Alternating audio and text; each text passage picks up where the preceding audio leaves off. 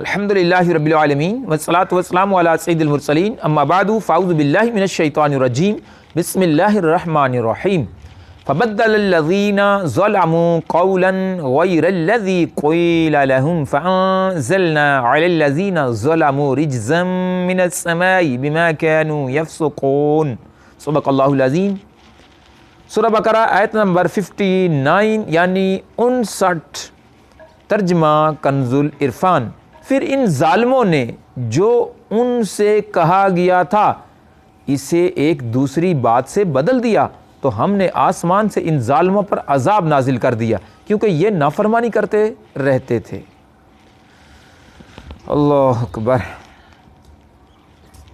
وَأَنزَلْنَا عَلَى الَّذِينَ ظَلَمُوا رِجْزًا مِّنَ السَّمَاءِ، اس آیت کی تفسیر میں ہلکا سا ایک جملہ، تو ہم نے آسمان سے ان ظالموں پر عذاب نازل کر دیا۔ بنی اسرائیل پر طاعون کا عذاب مسلط کیا گیا اور اس کی وجہ سے ایک ساعت میں ان کے 70,000 افراد ہلاک ہو گئے۔ اللہ اپنی پناہ میں رکھے۔ تو یہ نافرمانی تھی بنی اسرائیل کی۔ طاعون کے بارے میں جو ایک وبائی بیماری تھی، اس کے بارے میں احادیث سے مبارکہ ہیں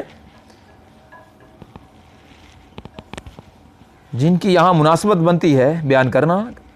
حضرت اسامہ رضی اللہ تعالیٰ عنہ سے روایت ہے، حضور اقدس صلی اللہ تعالیٰ علیہ وآلہ وسلم نے ارشاد فرمایا، بے شک یہ طاعون ایک عذاب ہے جسے تم سے پہلے لوگوں پر مسلط کیا گیا تھا، لہٰذا جب کسی جگہ طاعون ہو اور تم وہاں موجود ہو تو تم طاعون سے بھاگ کر وہاں سے نہ نکلو، اور جب کسی جگہ طاعون ہو تو وہاں سے نہ جاؤ، تو تم وہاں نہ جاؤ۔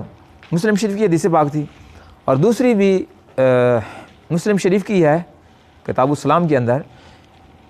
نبی کریم صلی اللہ تعالیٰ علیہ وآلہ وسلم نے ارشاد فرمایا، طاعون پچھلی امتوں کے عذاب کا بقیہ ہے، جب تمہارے شہر میں طاعون واقع ہو تو وہاں سے نہ بھاگو، اور دوسرے شہر میں واقع ہو تو وہاں نہ جاؤ۔